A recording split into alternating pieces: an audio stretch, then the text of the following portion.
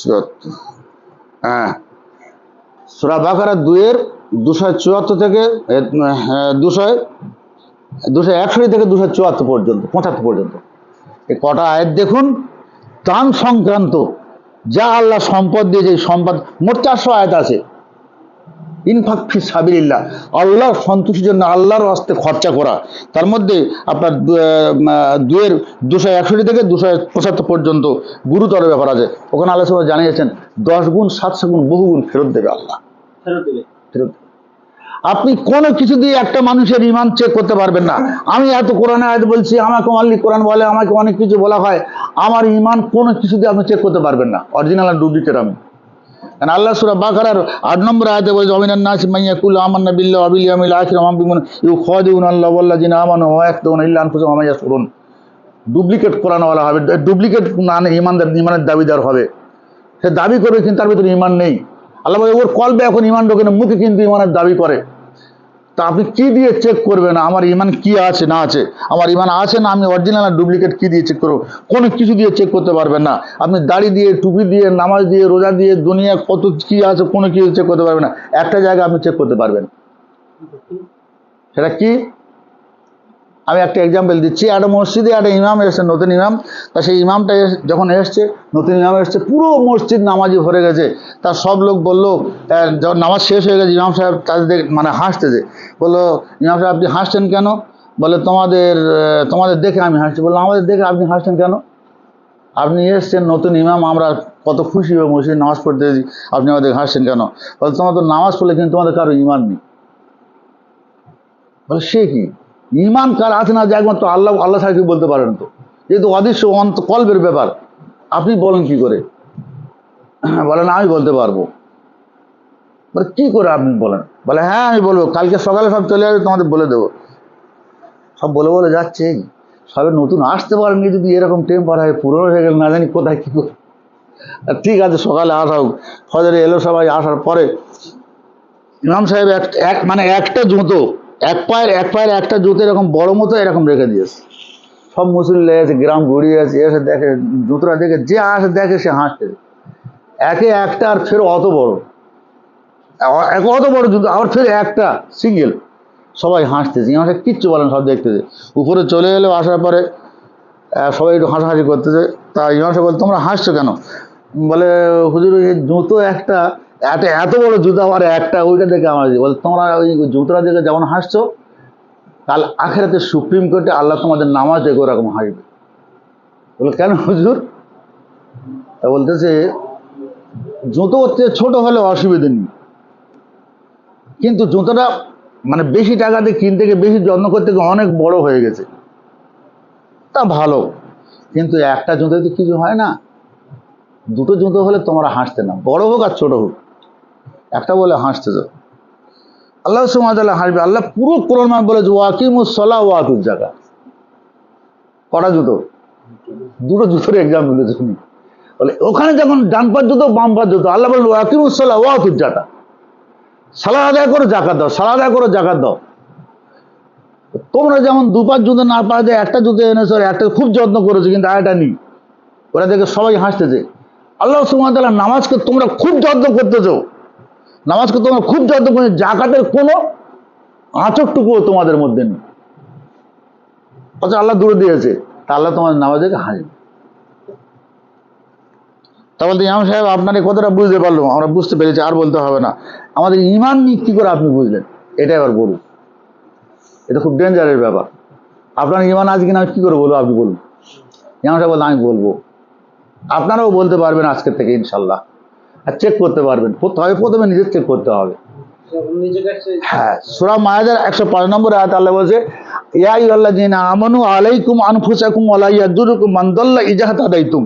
হে ঈমানদাররা, তোমাদের বাঁচানোর দায়িত্ব তোমাদের উপরে, আর কারণ নয়। ওয়া লা ইয়াদুরুকুম মান দাল্লা ইযা হাদাইতুম। পুরো এক পৃথিবী মানুষ যদি পথভ্রষ্ট হয়ে, গোমরা হয়ে, ধ্বংস হয়ে যায়, তোমরা দায়ী হবে না। ইযা হাদাইতুম, যদি তোমরা প্রকৃত হেদায়েতের উপরে মজবুত থাকতে পারো। অতএব প্রথমে নিজের চেক করতে হবে, কার কি হচ্ছে না যে দূর করে ছেড়ে দেন। আমি আমাকে চিনি, আর আরেকজন চিনি আমার আল্লাহ। আমার আল্লাহ আমাকে যাচ্ছেন, আর আমি আমাকে চিনি, আর পৃথিবী কেউ চিনতে পারবে না। কোনো ফেরেশতাও চিনতে পারবে না, শয়তানও চিনতে পারবে না। তাহলে কি করে আমি আমাকে বাদ দিয়ে আপনাকে বিচার করব? অতএব ইমাম সাহেব বললো ঠিক আছে, বললো আসুন আমি বলে দিচ্ছি আপনাদের।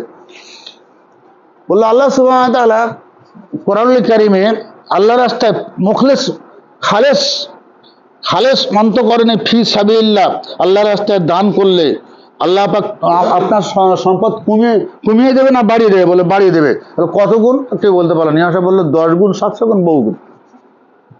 10 গুণ, 700 গুণ, বহু গুণ বাড়িয়ে ফেরত দেবেন। তাহলে কথা আল্লাহর কথা বিশ্বাস করেন? কোরআনে লেখা আছে, কথা বিশ্বাস করেন? বলে হ্যাঁ হ্যাঁ আমরা বিশ্বাস করি। ইমাম সাহেব বলে তোমরা মিথ্যা দাবিদার। বলে কি নতুন ইমাম, কিন্তু আমাদের উড়িয়ে দিচ্ছে তো সোক্কা মেরে। তা বলতে যে ইমাম সাহেব আমরা মিথ্যে কথা কীভাবে বলবো, প্রমাণ করুন। তা বলতে শোনো, বলতে আমি তোমাদের কাছে, আমি তোমাদের মসজিদে মোটামুটি আমি কনফার্ম হয়ে গেলাম, আমি তোমাদের মসজিদে আছি। এখন তোমাদেরকে বললাম তোমরা আজকে সকালে আমাকে আমার 1000 টাকা করে দাও। আজকে সকালে যে 1000 টাকা করে দেবে, বিকাল পর্যন্ত আমি 10,000 টাকা করে দেবো। তোমাদের মধ্যে কেউ বাদ থাকবে? তা বললো না। ইমাম সাহেব সকালে 1000 দিল, বিকেলে 10,000, এ শুধু কেউ ছাড়বে বলুন? সবাই দেবে। তাহলে কার বিষয়ে দিচ্ছ? বলে আপনার বিশ্বাস, ইমাম সাহেবের বিশ্বাসে। কিংবা আমার এই রজব সাহেব যদি বলে যে আমার টাকায় আমার এই বড় একটা হালকাতে 8 লাখ টাকা হালকা দিতে হবে, আর তোমাদের মধ্যে এখানে যে 1000 টাকা করে দেবে সকালে, সে 10,000 টাকা করে বিকেল বাদ দিয়ে দেবো। কেউ না বলবে? কেউ না বলবে। কার উপর ইমান? রজব সাহেবের উপর ইমান। রজব সাহেব একটা কথা বললো, আমি ইমান আল্লাহ, কনফার্ম ইমাম।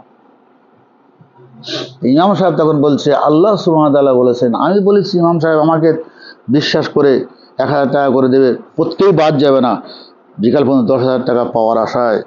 আমার আল্লাহ বলেছেন 10 গুণ, 700 গুণ, বহু গুণ দেব। হ্যাঁ, এই ইমানটার উপরে কে ইস্তেকামাত হয়েছে? কে? আপনি হাত তুলুন। যদি এর উপরে ইমান থাকতো, আমাদের কারোর পকেটে টাকা থাকতো, যার হাতে যা থাকতো সঙ্গে সঙ্গে আমরা দিতাম 10 গুণ বাড়াবের জন্য, 700 গুণ বাড়াবের জন্য, বহু গুণ বাড়াবের জন্য। এটা ক্লিয়ার হলো? একটা মানুষের উপর ইমান আছে, আল্লাহর উপর ইমান নেই। আমাদের ওখানে একটা ঘর এসছে, সে এই ঘর, এই যে ঘরটা, ক্লিয়ার ব্যাপারটা তো। তা আমাদের ওখানে একটা ঘর এসছে, সে ঘর বেঁধে উঠতে পারে না, একটা ঘর এসছে, ওটা 2 নম্বরই কারবার সব। তা একটা সে মেম্বার বলতে 30,000 টাকা দিতে হবে, দিলে 1,20,000, 90,000 টাকা আমার দিয়ে দেবো। তা সে আমার কাছে বলতো যে, বলে হুজুর কী করি? বলি না, আমি তোর ইমান তোর কাছ, তুই চিন্তা ভাবনা কর দেখ। তা বলে 30,000 টাকা দিয়েছে, তার ওর বিশ্বাস করে দিয়েছে, ঘর ঢোকে। তার ওর বিশ্বাস করে দিয়েছে, কিন্তু ঘর কনফার্ম হয়নি। বিশ্বাস করে দিয়েছে মানে কি? এটা বলে না যে ডাক্তারবাবু আপনি দিচ্ছেন, আমি আপনার ওর বিশ্বাস করে নিচ্ছি 5,000 টাকা ওষুধ। ডাক্তারের ওর বিশ্বাস, মুখে বলে দিচ্ছে আমি আপনার ওর বিশ্বাস করে নিচ্ছি, আমি আপনাকে বিশ্বাস করে এত টাকা দিয়েছিলাম, কিন্তু আপনি ফাঁকি দিলেন। এই কথাগুলো বলা হয় না? আর সবার উপরে বিশ্বাস আছে, ইমান আছে, আল্লাহ সুবহানাহু ওয়া তাআলার ইমান নেই, ইমান হবে না, ইমান থাকবে না। তাই ইমাম সাহেবকে তখন বললো যে ইমাম সাহেব আপনি কি করে বুঝলেন আমাদের ইমানকে ধরতে পারলেন কি করে? তখন ইমাম সাহেব বলছে সূরা আনফাল 8 নম্বর সূরা 2, 3, 4, 5, ইন্নামাল মুমিনুনা আল্লাযীনা ইযা যুকিরাল্লাহু ওয়াজিলাত কুলুবুহুম ওয়া ইযা তুলিয়াত আলাইহিম আয়াতুহু জাদাতুহুম ঈমানা ওয়া আলা রাব্বিহিম ইয়াতাওয়াক্কালুন। ওরাই ইন্নামা শব্দ যত জায়গায় আসবে কোরআনুল কারীমে, ইন্নামা শব্দটা যত জায়গায় আসবে, প্রত্যেকটা জায়গায় ইন্নামা শব্দ প্রকৃত অরিজিনাল মুমিন তারা। ইন্নামাল মুমিনুন, অরিজিনাল মুমিন তারাই যারা, তাদেরকে যখন আমার কোরআনের কথাগুলো, আমি আল্লাহ আমার কথাগুলো পড়া হবে, অজিলাত কুলুম, তাদের অন্তর ঝাঁকুনিতে উঠবে। ঝাঁকুনি কেঁপে ওঠা নয়, চিন্তায় পড়ে যাবে। বনী ইসরাঈলের 23 নম্বর আয়াতে আল্লাহ বলেছে তোমার পিতামাতার সামনে উপশব্দ করো না। হ্যাঁ, উনি আমার কাছে পড়ার পরে আমি এতদিন আমার পিতামাতার সঙ্গে বেয়াদবি করতাম, অনেক কিছু বলতাম, উপশব্দ করতাম। যখন থেকে বনী ইসরাঈল 23 নম্বর আয়াত বলে দিয়েছে যে তোমার পিতামাতার সামনে উপশব্দ করো না, আমার চিন্তায় পড়ে গেছি, চিন্তায় দুমড়ে মুচড়ে যাচ্ছে। তাহলে এতদিন কি ভুল করেছি? ওইটার নাম ওয়াজিলাত কুলুবুহুম, যেটা মানুষকে চিন্তা ধরিয়ে দেবে, হতবাক করে দেবে, এই কি হলো, ওই ওয়াজিলাত কুলুবুহুম। নাম্বার 1, যদি তুমি প্রকৃত তোমাদের ঈমান থাকে, মুমিন হও, তাহলে আল্লাহর কথা শুনে তোমাদের অন্তর কাঁপনে উঠবে। তোমাদের কার কার অন্তর কাঁপনে দেয় তোমরা বলো? বলে কারো দেয় না। নাম্বার 2, ওই যে তুলিয়াত আলাইহিম আয়াতুহু জাদাতুহুম ঈমানা, আর আমি আল্লাহ আমার আয়াতগুলো পড়ে শোনালেই তাদের ঈমান বেড়ে যাবে। তোমরা কবার পড়ে শুনেছো, কবার পর মানে ঈমান বেড়ে গেছে? বলে আমরা মোটেই শুনিনি। ঈমান কি করে বাড়বে? ওয়া আলা রাব্বিহিম ইয়াতাওয়াক্কালুন। 3 নম্বর, আল্লাহর কথাগুলো, আল্লাহর আয়াতগুলো শোনার পরে আল্লাহর উপরে তাওয়াক্কুল বেড়ে যাবে। সব কিছু আল্লাহর উপরে তাওয়াক্কুল বেড়ে যাবে। আল্লাহ সুবহানাহু ওয়া তাআলা কোরআনুল কারীমে বলেছেন, ইন ক্বালু ওয়া মা আসাবাকুম মুসিবাতিন, যখন তাদের বালা মুসিবত আসে, তারা বলে ক্বালু ইন্না লিল্লাহ, সব তো আল্লাহর, সব তো আল্লাহর। আমরা যেটা পড়ি এখানে, কারণ 2 লাখ টাকা হারিয়ে গেলে সে বলবে ইন্না লিল্লাহ পড়ো, ইন্না লিল্লাহ পড়ো, বলা হয় না নাকি? আবেদন বলে না, কিন্তু ও যদি মানে বুঝতো আর বলতো না। ক্বালু ইন্না লিল্লাহ, বলো সব তো আল্লাহর। ব্যাপারটা ক্লিয়ার হচ্ছে না? মাথা মেমোরি আসুন। এই এই এই এই এই বিল্ডিংটা কার? রজব সাহেব বলবে আমার। এই 8 বিঘে জায়গা কার? রজব সাহেব বলবে আমার। আচ্ছা, এই 8 কোটি টাকা কার? ভাই বলবে আমার। সব আমার, সব আমার। তা ভালো করে রেডি হয়ে বুকে হাত দিয়ে বলুন, জীবনটা কার? শুধু জীবনটা আল্লাহর, বাকি সব। জীবন যদি আমার না হয়, কি মতিভ্রম দেখুন। কোরআনের ডুবুরি না হওয়ার কারণে ডুবুরি হতে হবে, ডুবুরি হতে হবেই স্যার। আমি আপনাদেরকে, যেহেতু আপনারা ঘনিষ্ঠ মানুষ, তাই আমি বলতে বাধ্য হচ্ছি, আজ 50 বছর কোরআন গবেষণা চলছে আলহামদুলিল্লাহ। মাদ্রাসা লাইফের আগে থেকে, আল্লাহ ধরানোর মালিক, তখন কোরআন তর্জমা বাংলা পাওয়া যেত না।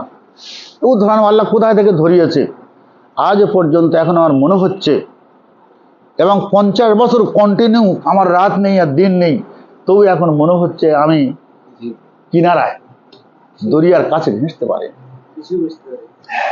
এটা মউত পর্যন্ত ব্যাপার। কেন আল্লাহ সুবহানাহু ওয়া তাআলা বলছে, ইন্না সানুলকি আলাইকা কওলান সাকিলা, হে রাসূল, আপনার উপর ভারী একটা কালাম নাজিল করতে যাচ্ছে। ভারী কালাম। কত ভারী? মা আনজালনা আলাল জিবাল, যদি পাহাড়ের উপর না, সূরা হজ যেটা আছে, লাউ আনজালনা হাযাল কুরআনি আলা জাওয়ালিল রাআইতাহু খাশিয়াম মুতাসাদ্দিয়াম মিন খাশিয়াতিল্লাহ, এই কোরআন যদি পাহাড়ের উপর নাজিল করতাম, পাহাড় চৌচির হয়ে ভয়ে লুটিয়ে পড়তো মাটিতে। এরপর আল্লাহ সুবহানাহু ওয়া তাআলা 33-72 বলেছেন, ইন্না আরাদনাল আমানাতা আলাস সামা ওয়াল আরদ ওয়াল জিবাল, যদি আমি বলেছিলাম, আকাশকে বলেছিলাম এই আমানতের বোঝা বহন করতে পারবে। আকাশ অপারগ হলো, পৃথিবী অপারগ হলো, পাহাড় অপারগ হলো। হামালাহুল ইনসান, যেটা যেটা আমাদের সমাজে বলে, আপনাদেরকে বলতে পারবো না, আমাদের ওই আপনার কলিকাতা সাইডে বলে, মানে হেমলে পড়লো যেটা বলে। 5 লাখ টাকা লোন হয়েছে, ওটা আরবি ওয়ার্ড, হেমলে পড়া। ও হামালাহুল ইনসান, মানে ইনসান, এই মানুষ ছুটে গিয়ে আমি এই আমানতটা নেব। ইন্নাহু কানা যুলুমান জাহুলা, ও অপরিণামদর্শী, ও পরিণামটা দেখলো না। আল্লাহ বলে ও হলো কানা মানে হলো জলুমান জহুলা, ও মূর্খ, আবার আত্মধ্বংসকারী। তখন আল্লাহ সুবহানাহু ওয়া তাআলা, ঠিক আছে, কোনো অসুবিধা নেই, শোন গোলাম, যখন তুই আমানতটা নিলি, ফাইম্মা ইয়াতি ইয়ান্নাকুম মিন্নি হুদান ফামান তাবিয়া হুদাইয়া ফালা খাউফুন আলাইহিম ওয়ালা হুম ইয়াহজানুন। তুই যে আমানতটা নিয়েছিস, এই আমানতের নিয়ম নীতি, আল্লাহর আদেশ নিষেধ, কোরআনুল কারীমে অন্য কিচ্ছু নয়, কমসে কম আদেশ আর নিষেধটা যদি কেউ পালন করতে পারে, তকদির খুলে গেল। 4-31 আর আপনার নজমের 32, নেসার 31, নজমের 32। ফাইন তাস্তানিবু কাবাইরা, কোরআনে যেগুলো কবিরা গুনাহ বলেছে, যেগুলো নিষেধ করা হয়েছে, ওইগুলো থেকে যদি মানুষ বাঁচে, নিষেধ করা গুনাহ থেকে বাঁচে, ইযহিবহুম সাইয়্যাতিহিম, অন্যান্য যত গুনাহ সবগুলো আল্লাহ মাফ করে দেবে। 25 নম্বর সূরা ফুরকানের 70 নম্বর আয়াত আল্লাহ সুবহানাহু ওয়া তাআলা বলেছেন, ইল্লা মান তাবা ওয়া আমানা ওয়া আমিলা আমালান সালিহান ফাউলাইকা বাদুল্লাহ সাইয়্যাতিহিম হাসানা। যদি কোনো আল্লাহর গোলাম আমার কোরআনের কাছে ফিরে আসে, তওবা করে, ঈমান আনে, আর আমার এই কোরআনের আয়াত অনুযায়ী জীবনগুলো শুধরে নেয়, ফাউলাইকা ইউবাদদিলুল্লাহু সাইয়্যাতিহিম হাসানা, এতদিন ওর জীবনে যত পাপ আছে সব পাপগুলো নেকি দিয়ে পরিবর্তন করে দেবে। এই আয়াতটার অর্থ কি জানেন? যার যত বেশি পাপ, কি যার যত বেশি পাপ তার তত বেশি লাভ, যার পাপ কম তার নেকি কম। যার যত বেশি পাপ তাকে ঘুরতে তো কঠিন হবে। ব্যাপারটা ওই জায়গায়, ওটা পায়। হ্যাঁ, যদি কেউ সহজে ঘুরে আসতে পারে, ইল্লা মান তাবা, 1 নম্বর শর্ত, ফিরে আসতে হবে আল্লাহর কনস্টিটিউশনের কাছে, আল্লাহর বিধানের কাছে। ওয়া মানা, আর আল্লাহর আয়াতের কাছে ফিরে এসে ওয়া মানা, ইমান মানে আল্লাহর আয়াতের উপর ইমান হবে। লা ইলাহা ইল্লাল্লাহ ইমান না, আশহাদু আল্লাহ কোনো জায়গায় আল্লাহ বলেনি। আল্লাহ কি বলেছে? বাকারা 136, কুলু, জমা সিগা, কুলু, হে পৃথিবীর মানুষ, তোমরা যারা ইমান নিতে চাও, আমি আল্লাহ তোমাদের বলছি, কুলু, তোমরা সবাই বলো। কি বলবো? আল্লাহ আমান্না বিল্লাহ, সবাই বলুন আমান্না বিল্লাহ। 1 নম্বর আল্লাহর উপর ইমান আনা।